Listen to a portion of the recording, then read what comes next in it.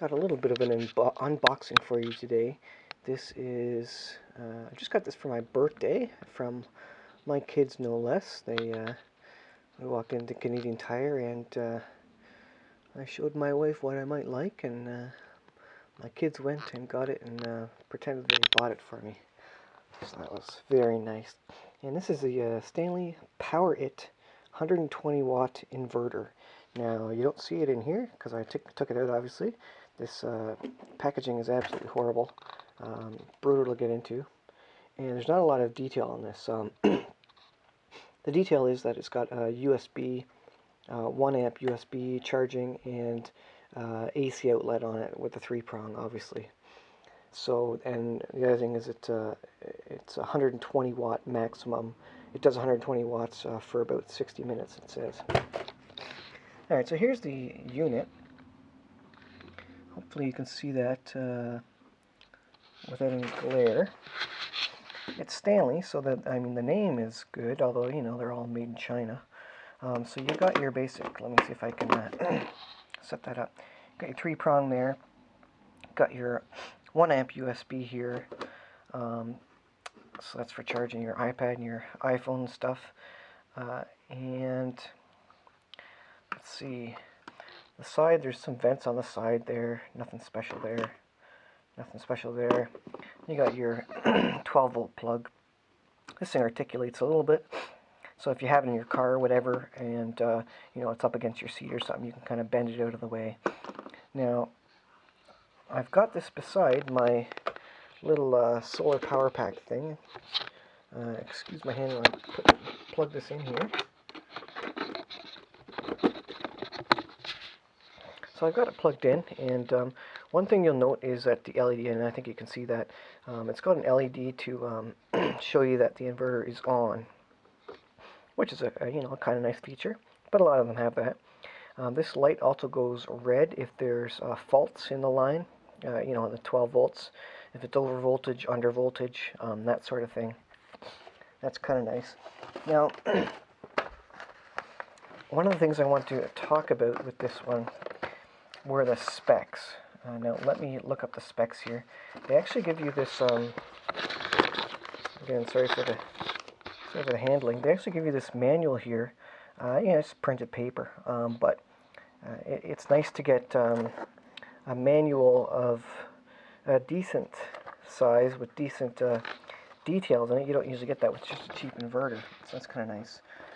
It has safety instructions, and you know, you should use it in a dry, cool area. This unit apparently has auto turn off. It'll automatically turn off itself if it overheats. If the voltage is too low, below 10.5 volts, which is kind of nice for a solar situation. Although your battery is, be nice if that was more like 11 volts or something, because your battery's kind of wrecked it at that point anyways. But now, one thing about it is that it is a modified sine wave, so it does mention in the manual about buzzing in audio systems.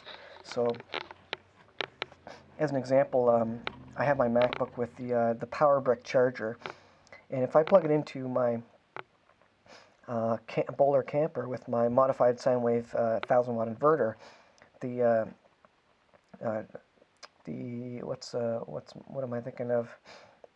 The power brick, the transformer, that's what I was trying to think of, actually buzzes because it's not a proper sine wave, and that's fine. I mean, if you're trying to run your MacBook off solar power, you should probably just get the 12 volt plug for it anyways. Now, this unit is 120 watts, but that's only for 60 minutes like I was saying. It is 100 watts continuous, which is okay. The MacBook, for example, you know, if you're trying to run your laptop, which would be one of the larger power-consuming devices that you'd be running off your car battery, maybe, for example, it's a 80 watt.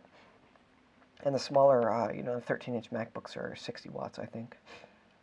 So that's pretty good. Now, this is, like I say, a modified sine wave. Specifications here: DC input 13.8 volts. The 13.8 volts, and it pulls 8 amps. It's got a fuse in the end of it that plugs into the power, obviously into the socket, it's got an 8 amp fuse. So if you draw more than that, it's obviously going to short that. It outputs 110 to 125 volts AC, obviously 60 hertz, obviously for the North American markets. 120 watts for 60 minutes, 100 watts continuous. The output waveform is modified sine wave. The USB charging is 5 volts at 1000 milliamps. And so that would be yeah, 5 watts there. And the DC fuse, it was 8 amps there. So those are the specifications of it. So this is a 5 watt charging, so it won't charge your iPad real fast. The iPad charger is 10 watt, but it'll still charge it. It'll charge anything with USB. But you know, obviously the new ones are the iPads and such require 2 amps USB for the 10 watt charging there. So that's I just wanted to show it to you. What I'm going to do with this is I'm actually going to put this into my off-grid solar garage, and I'm going to power a light. Now in my chicken shed, I've got a 75 watt inverter, and it runs flawlessly for me. It's even cheaper. I mean, you know, these are all cheap units made in China or whatever, but it's an even cheaper brand, if there is such a thing. And I run 2 AC lights off it in the chicken shed, just because it's easy to get LED AC lights that work well. So I'm going to put this in my tractor shed and do the same thing basically. I've got a couple of old tractor batteries in there, and I'm going to put this in and power that. And it's always good to have a couple extra inverters around, just in case one gets blown or something. So this is a great little backup inverter, and this would run, you know, at 100 watts continuous. This will run mostly what I would need in a camping situation. And this is going to charge a couple of iPads and a couple, you know, and a laptop at the same time. It may not charge 2 laptops, 2 MacBook Pros at the same time, but I've got my 1000 watt inverter in the camper if I need that, but that's pretty rare. Usually you're just charging up a cell phone or an iPad overnight, and you know, you don't need any more than, you know, about 100 watts for those things. You don't even need 100 watts for those things. You need maybe 20 or 30 watt if you're charging a couple iPads and a phone or whatever. So that is my little unboxing. I can't do a review yet, but that is that. This, you'll notice, is kind of angled here, the plug, which is kind of interesting. I guess it instead of just coming out the end, it's just a little bit different design, and it's got vents all over, like I was showing. So that is your review. Well, not a review. It's your unboxing of the Stanley 120 watt inverter. So I'll do a full review, and I'll show you the install in the tractor shed when I get to that video. But that's it. All right. Thanks for watching, guys.